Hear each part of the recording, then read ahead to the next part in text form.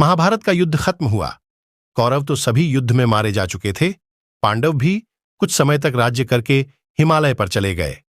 वहां पर एक एक करके सभी भाई गिर गए।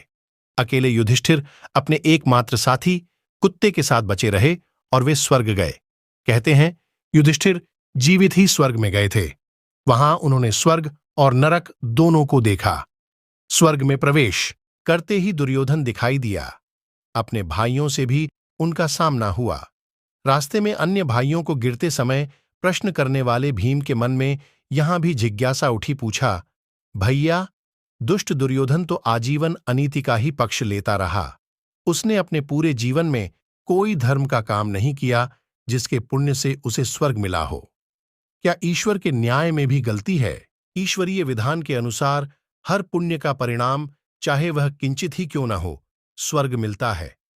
सभी बुराइयों के होते हुए भी दुर्योधन में एक सद्गुण था जिसके प्रसाद स्वरूप उसे स्वर्ग में स्थान प्राप्त हुआ है। वह क्या? भीम ने पूछा। भीम की जिज्ञासा शांत करते हुए धर्मराज युधिष्ठिर ने बताया कि अपने पूरे जीवन में दुर्योधन का ध्येय एकदम स्पष्ट था।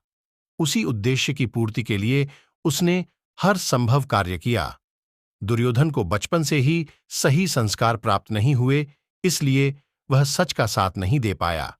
लेकिन मार्ग में चाहे कितनी ही बाधाएं क्यों ना आई हों, दुर्योधन का अपने उद्देश्य पर कायम रहना, दृढ़ संकल्पित रहना ही उसकी अच्छाई साबित हुई।